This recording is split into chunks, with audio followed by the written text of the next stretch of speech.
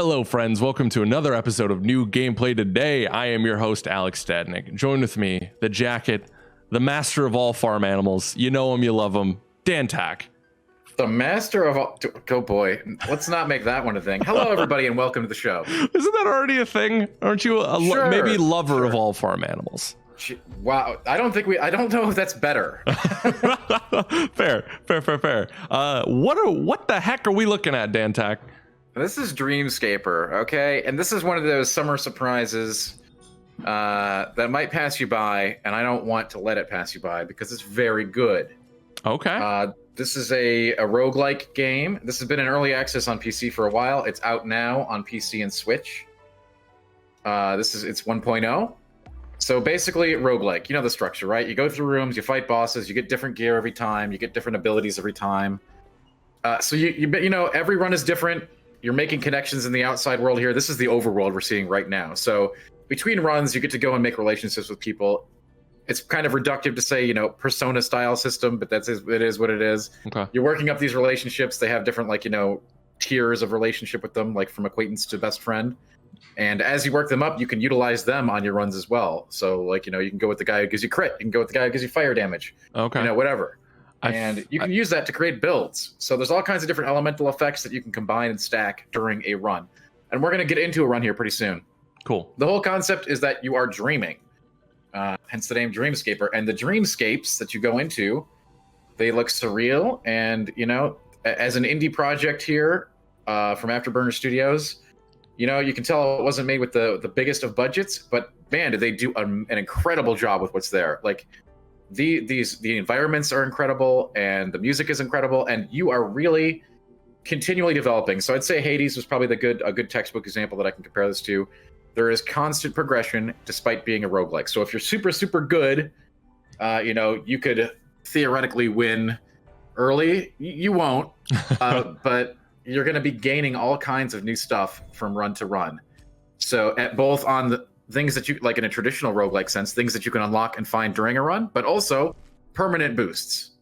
Okay. What kind of rooms can be discovered, simple stuff like HP and damage, all that good stuff. Okay. So now we're going into a run right now. Got it. So the overworld is reality that we were just in, right? And then it is the runs are in the dream. Reality. Okay. Yeah. Okay. Interesting. So now we're going to sleep. And in our dreams we discover memories. So obviously there's something big going on here. This is not a foreign concept in gaming. You'll see I got to pick my loadout before the game even started, which this is a late game file.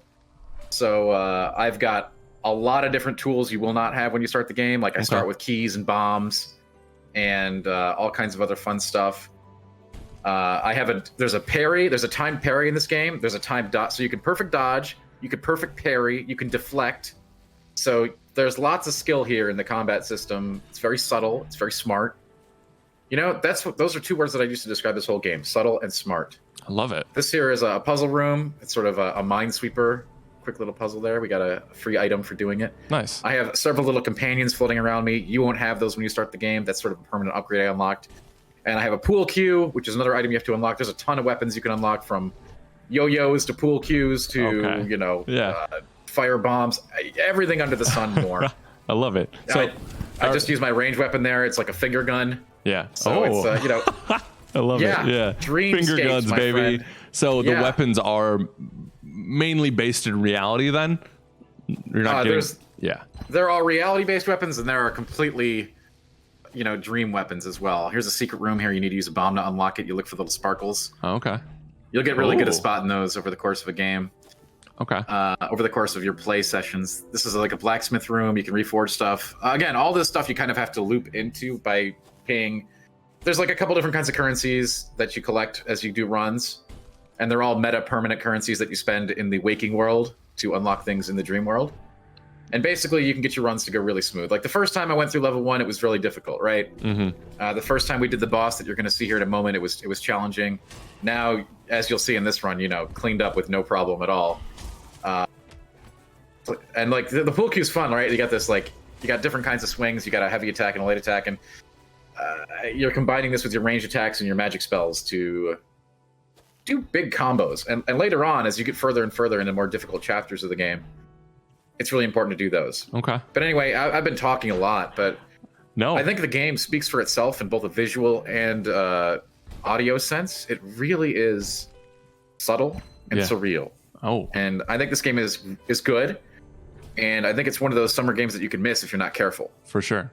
Which is why we're happy to bring you a little video on it. You've said a couple of things that have piqued my interest, especially since I didn't know a ton about this game going to this video. But I guess I'm looking for a more concrete answer from you. If I am a person, which I am, who absolutely loves Hades and Dead Cells, but those are really my like entry points into roguelike, is this a game for me? Because those games, I think that's a really good question. I think a lot of other people are going to have the same question. Let me answer it definitively. Yes. Perfect. This is a game you should play. And guess what? I got one more thing to add. Oh. If you are intimidated by the difficulty level, say, of the roguelike, where you might want a little bit more standard RPG permanent progression instead of just the roguelike stuff, which again has plenty of meta levels in this game, right? You're unlocking really raw power too. But much like Hades has, God mode or whatever they called it, this has lucid dreaming, which basically every time you do a run, you're going to take, 1% less damage. So eventually you're going to get really thick if you put lucid dreaming mode on, and you'll get through the game regardless of your skill level. Okay. Fantastic. And even if you decide never to engage with any of the systems, which you should, by the way, because it's super satisfying to start landing perfect deflects and perfect dodges against bosses after you've learned them. But you don't want to? No problem. Click lucid dreaming on and just explore your dreams. That sounds really nice, actually. Have you found that the story is interesting in this? Because I think that's one of my highlights of Hades was I was fully invested in the tale that it was telling. This is a good question. This game is not as powerful on the story front as something like Hades, for sure. The overworld relationships could be interesting. To me, they were not. I found them kind of threadbare and just there to sort of fulfill the rest of the game's systems and goals, which, again, roguelikes have always been a really systems and mechanics-oriented genre. I don't find that weird. I liked it as kind of a side thing. It was interesting to be able to go to the waking world and forge these relationships, but none of them had any real substance for me. Okay. And there is an overarching story here that you'll discover. I don't want to spoil anything, but obviously here's the first boss of the game. It's called Fear. And along the course of the game, you will face fear and negativity, regret, and other things of that nature while you're pulling on the yarns of a bigger narrative thread. For sure. It looks like you're going to make short work of Fear, as Dan Tack in real life is known to do. And again, a lot of that is because this is a late game file. Yeah. So I've got tons of boosts kicking at this point. But what I do love is all these bosses have very, as you can see what I'm doing here, you trigger those little bombs to flip them over. This is the same strategy I used the first time I beat them. You know what I mean? Yeah. It's just far more effective here. And learning bosses in this game is very satisfying.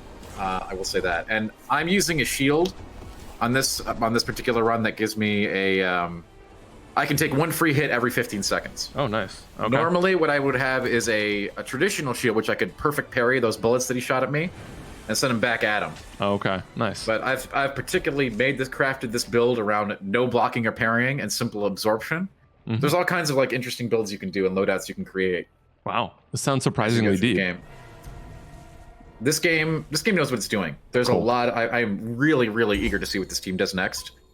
Like I said, really subtle mastery of understanding how game systems work for the player, and it's very satisfying to explore them and perfect them. And I think that's really meaningful. And the addition of the lucid dreaming mechanic, in case you want some more, in case you do not want to deal with the game's mechanics for any reason, you can put that on and just sort of go at your own pace. You know what I mean? Yeah, for sure. You've made me go from not having any concept of what this game is to being fully interested in it. It sounds in this new post Dead Cells reality, this sounds like it's exactly made for my sensibilities. So I appreciate you, Mr. Tack.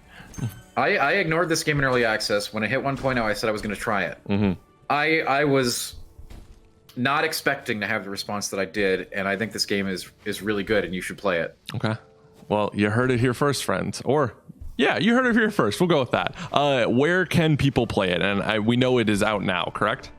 It is out now on PC and Switch, and I do hope it comes to other platforms too, because this game could use the visibility.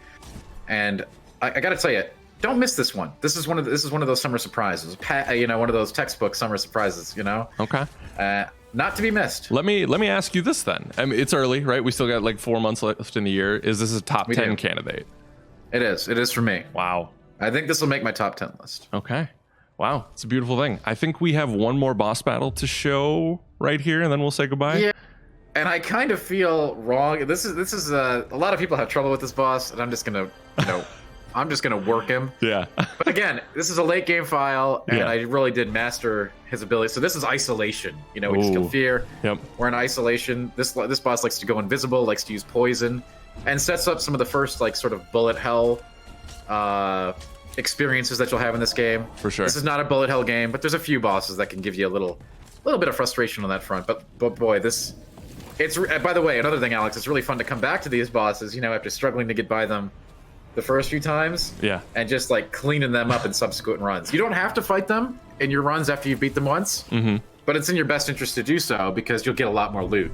Cool. As the notorious B.I.G. once said, "Give me the loot, give me the loot." Dan Tack. Yes, and I live by that playbook. So it's a beautiful thing. Thank you so much for sharing this with us, viewers. Thank you so much for watching. As always, if you just can't get enough new gameplay today, we got you covered on youtube.com/Game Informer. We got a 2021 playlist with all the new stuff. So thanks. Be sure to like, share, and subscribe, and we'll see you next time. Bye.